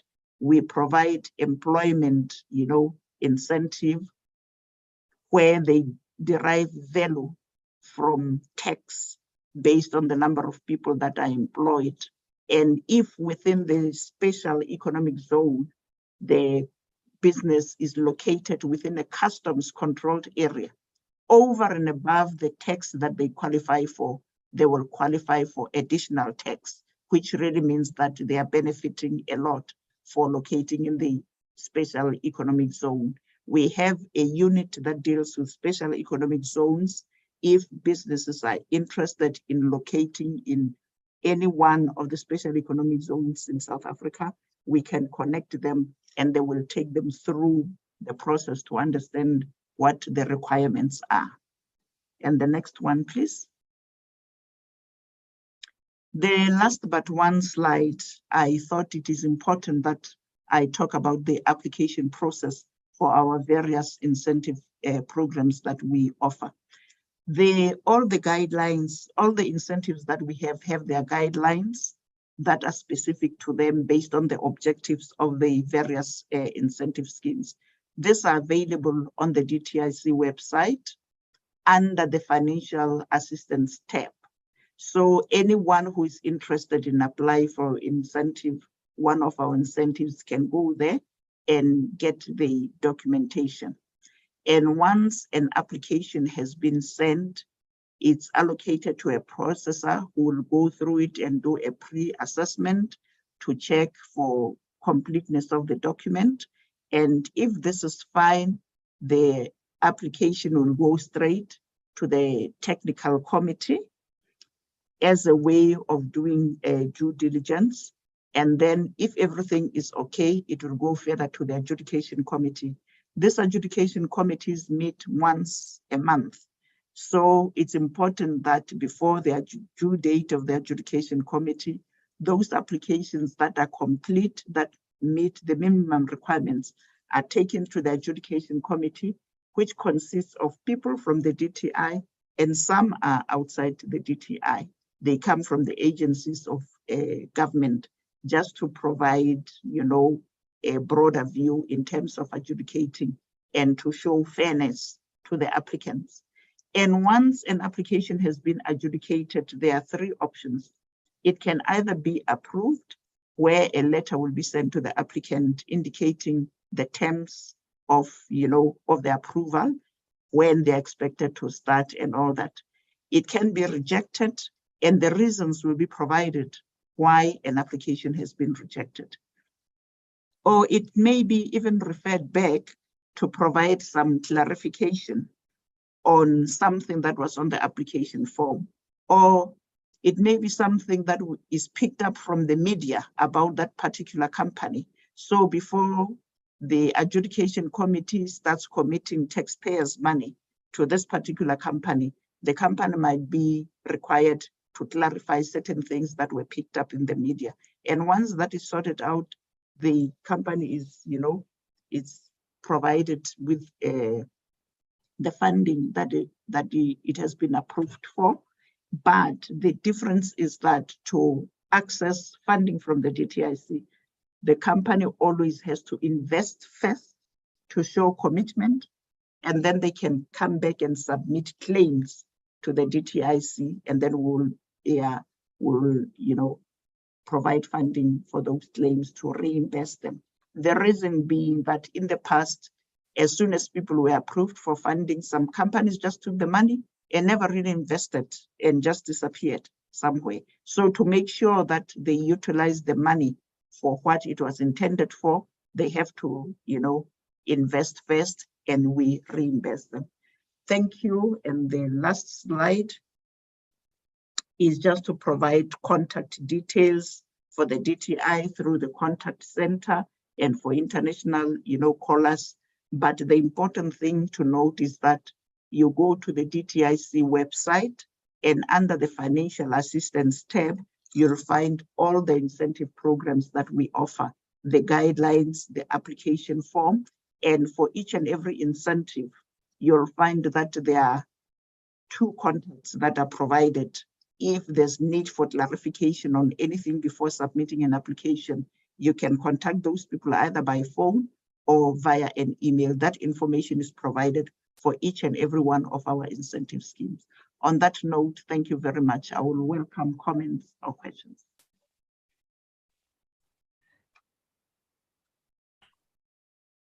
Thank you, Ms. Makoti. Thank you so much for your comprehensive and very insightful overview of the South African incentive regime. Ladies and gentlemen, we have come to the question and answer session, but before we do that, let me give the floor to Mr. Juan Ruiz of the Chile South Africa Chamber of Industry, Commerce and Tourism to provide a succinct summary of the 2 presentations. Mr. Ruiz, I hand the floor over to you. Thank you, Mr. Jacobs. Well, thank you very much to both presenters for those detailed and comprehensive presentations. In our first presentation that was done by Mr. Prudence Sebahisi, he made us an update on the African Continental Free Trade Area, the AfCFTA. In the first part of this good presentation, Mr. Sebahisi told us about the objectives, the scope, the roadmap, and the building blocks of the AfCFTA. And I would like to remind just those very important objectives. The first one is to create a single continental market with free movement of goods and services and investments. The second objective is to promote and attain sustainable and inclusive development, gender equality, and structural transformation of state parties. The third objective is to enhance competitiveness of the African economies within the continent and global context. The fourth one is to promote industrial development via regional value chain development, agriculture development, and food security. And the final objectives of the AfCFTA is to lay the foundation for the establishment of a continental customs unions. In this specific part of Mr. Sebahisi presentation, he told us as well some information regarding the scope, all of the agreements that have been considered to establish the AfCFTA, and in particular, he mentioned us regarding the 8 protocols that are already available and negotiated. 6 protocols out of 8 that will be the final number of protocols. Mr. Sebahisi as well told us about the roadmap to the AfCFTA, which started in 1963. This has been a long journey that the African continent has being done, and it continues to finalize with the AfCFTA implementation. Later, we heard about the building blocks of the AfCFTA, and in particular, it was mentioned that there are 8 regional economic communities that are important as a building blocks of the African Continental Free Trade Agreement. Later in the second part of the presentation, we heard a very clear and detailed information regarding the status of the negotiations and the different phases that are already in place.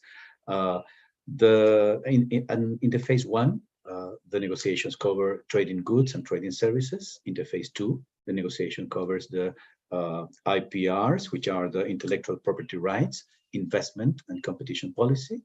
And in particular, in February 2020, the African Union Assembly of the Heads of State and Government adopted a decision to commence the phase 3 on digital trade.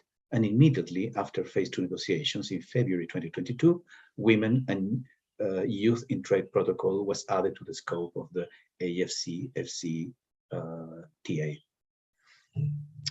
Later on the part 3 of Mr. Sebahisi presentation, he mentioned us some very important information regarding the operational instruments that are in place to work on the AfCFTA. We heard a very detailed information regarding the Adjustment Fund, the Pan-African Payments and Settlement System, the Intra-Africa Trade Affair, the e-tariff book, the rules of origin manual, and the AfCFTA Business Forum, and the guided trade initiatives that are part of these operational instruments of the AfCFTA. And finally, in the last part of the presentation, we heard about the priorities, the 5 priorities of the AfCFTA implementation, which are related to first, strengthening institutional capacity and stakeholder engagement, concluding outstanding negotiations, to engage in private sector development and resource mobilization, the fourth priority, which is related to the industrial development of the continent, and the final priority, the fifth priority, which is related to the trade facilitation through a custom harmonization, transit and trade facilitation. This is a brief summary of what we have heard today regarding the AfCFTA program. And if we move to the second presentation made by Mrs. Tsesepiso Makogiti, her presentation was summarized, I would say, in 5 different parts. In the first part, we heard about the background and in particular the role of DTI. In the second part, we heard a detailed and comprehensive information regarding the purpose and objectives of the industrial financing branch. Later on, if we move to the part 3 of the presentation, we heard a very detailed information regarding the incentive clusters for foreign investors.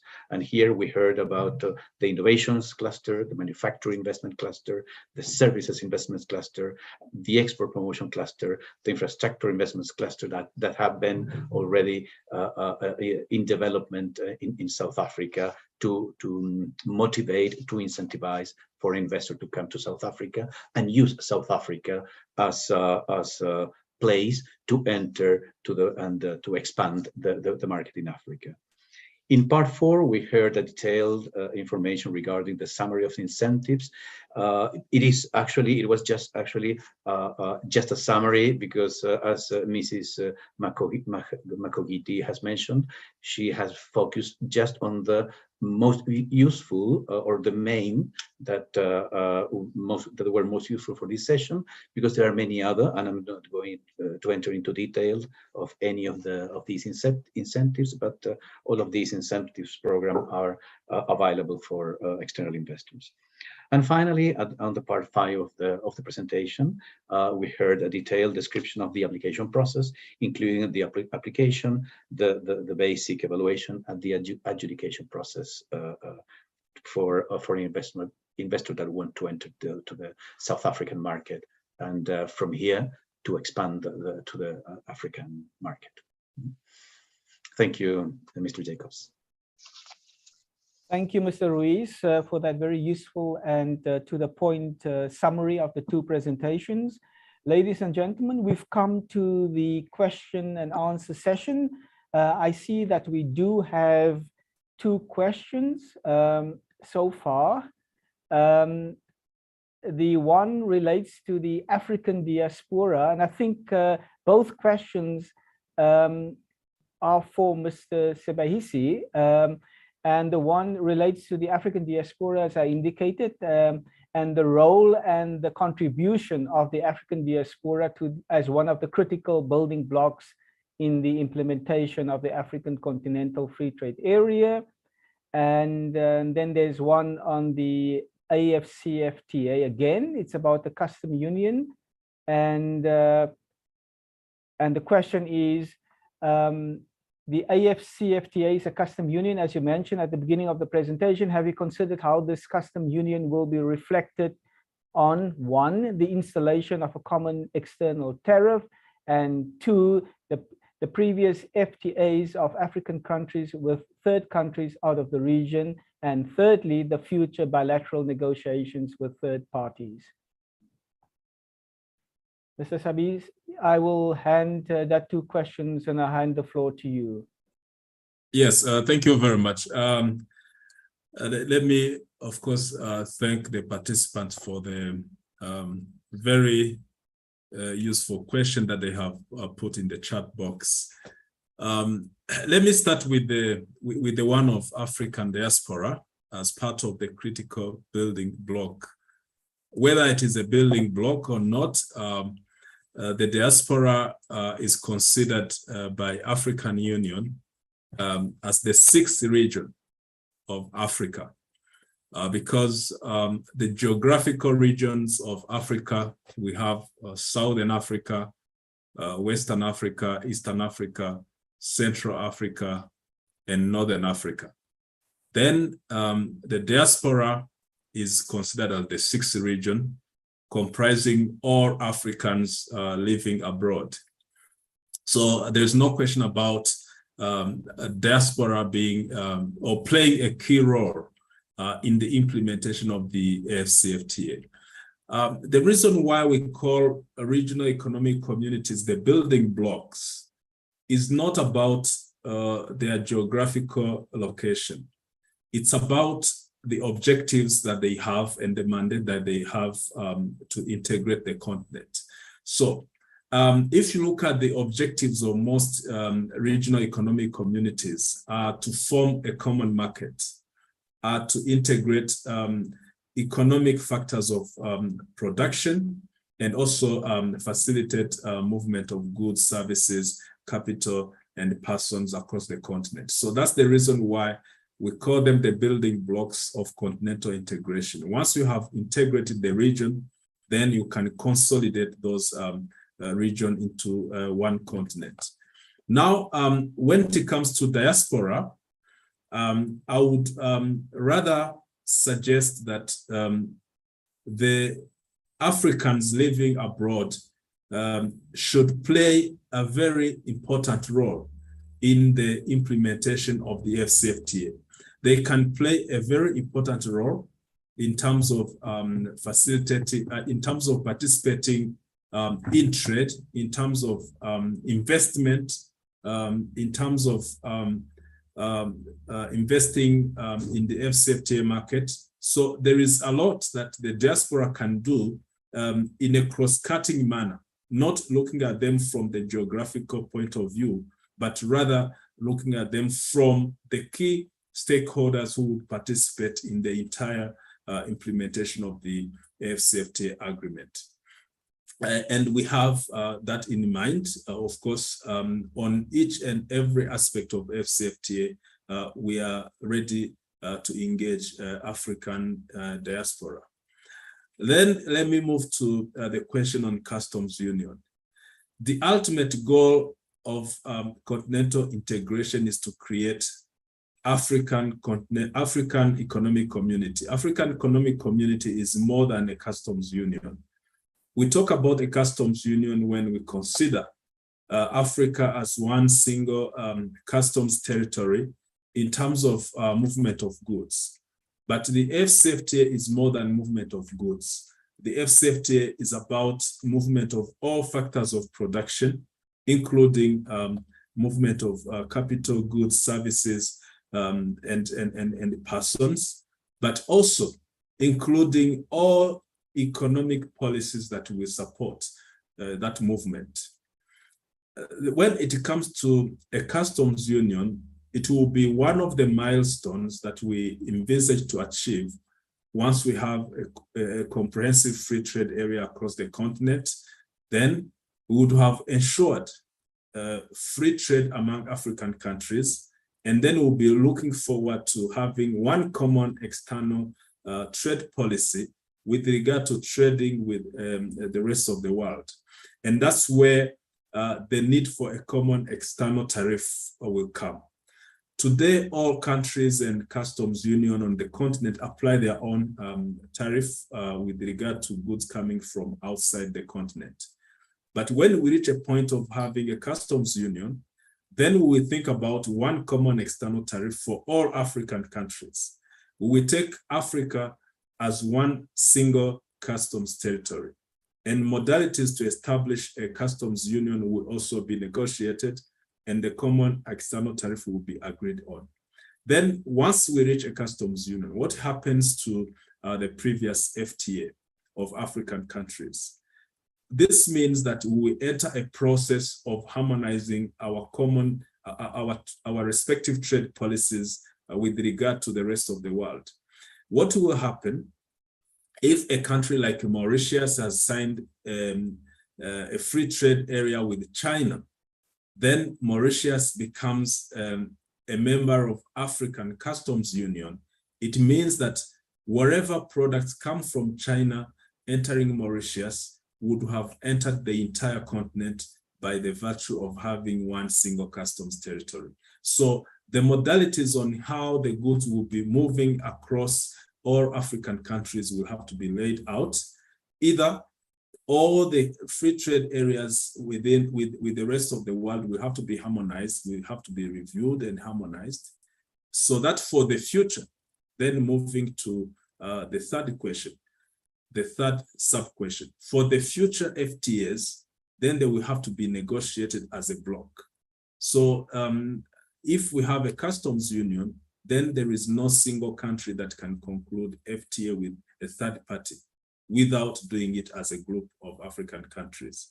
But today, because we don't have a customs union yet, each member of AfCFTA can still negotiate a free trade area. The agreement of the AfCFTA provides that once you negotiate a free trade area with a third party, then the preferences that you will accord to that third party will automatically apply to other AfCFTA members on a reciprocal basis, based on the principle of reciprocity. So that's the standing point today as a free trade area. But when we reach a customs union, future FTAs will have to be negotiated as a bloc, as one single African entity. So I think I have responded to the questions that are in chat box, except one that came up in Spanish. Thank you. No, thank you, Mr. Sabaisi. You're absolutely correct. There's a question, a comment first, and then a question from Mr. Luis Retamal. He's a director at the Oregon Productions.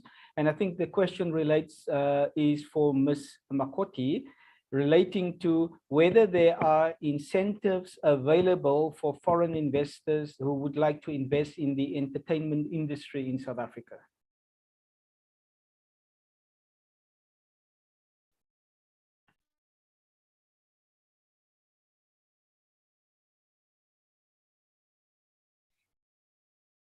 Indeed, I thank you very much for the question. If an investor wants to invest in the entertainment industry, but that entertainment industry is outside the film industry, they would have to work directly with the Department of Arts and Culture. This is where the funding will be coming from. And the funding will be coming from the Department of Arts and Culture through its agency, the National, Film and Television Production Agency of the department. It falls outside the DTIC's scope. Now, thank you, Ms. Makoti. Maybe I can just add to your answer by telling Mr. Retamal that he maybe can contact the embassy so that we then can put him in contact with the relevant people at the Ministry of Arts and Culture in South Africa. Mm-hmm. Then we have a question. Before you proceed, Mr. Jacobs. Yes, please, Ambassador, go ahead. Yes, if I can just add, in fact, Mr. Retamal also specifically wants to know if there are incentives for film as well, so it is not outside of, the film industry alone. So I think maybe Ms. Makoti might want to just touch on that, because yes, indeed. It had appeared that we would exclude film, but in fact, it does point to yes, indeed. There's a funding for film, as long as that film will be shot in South Africa. Yes, there's an incentive for films here in South Africa through the DTIC. If you remember, I talked about the South African Film and Television Incentive, and then I talked about the large, budget, the foreign film, where we are actually trying to attract film producers to come and shoot their films in South Africa. So yes, there is an incentive grant for film producers to come and shoot their films in South Africa. Yes. Then we can arrange, outside this as to how do we go through the process and who do we contact. Yes. Thank you, Ms. Makoti, and thank you, Ambassador. We've got, I think, a last question, but it's very general in terms of how to establish relations with potential clients and business partners, I suspect, in South Africa.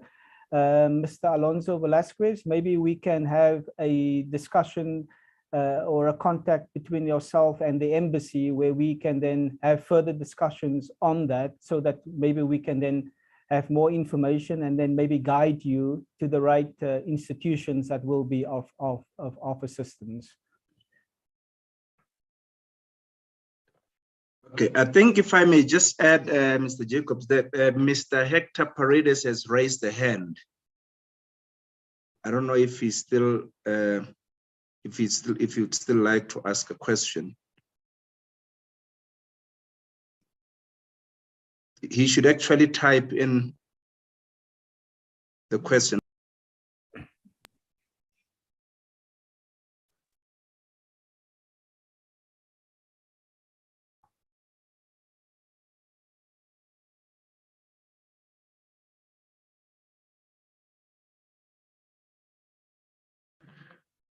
Maybe we should proceed if he's not able to type in any questions.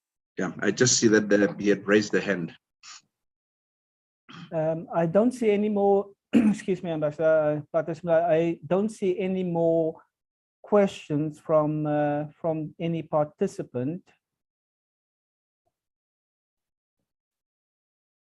Maybe at this time, maybe at this juncture, maybe just to take this opportunity to thank Ambassador Monyamangeni and Mr. Santiago Montt for really championing and supporting the idea of the webinar that we had today.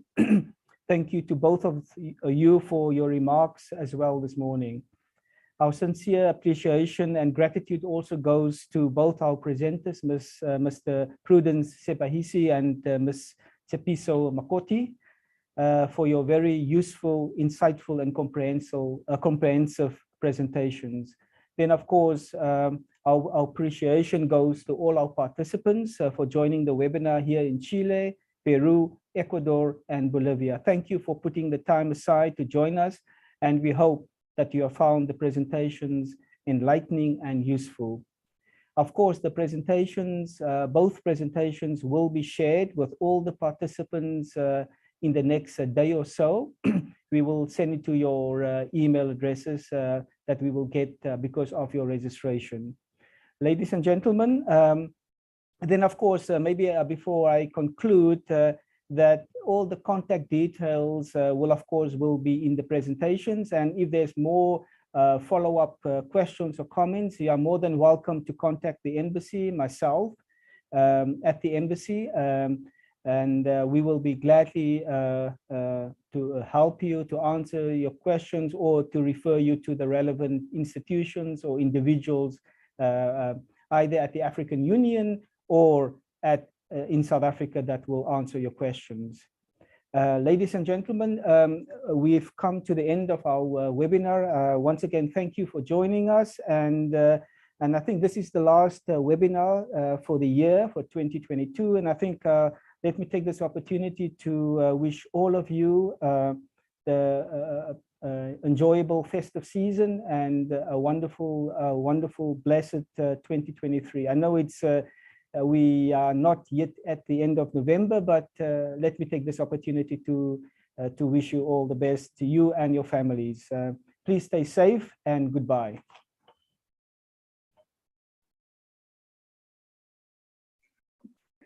Thank you.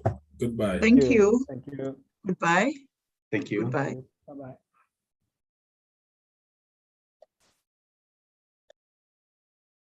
All the best. All the best. Thank you. Thank you very much. Because, oh, sorry.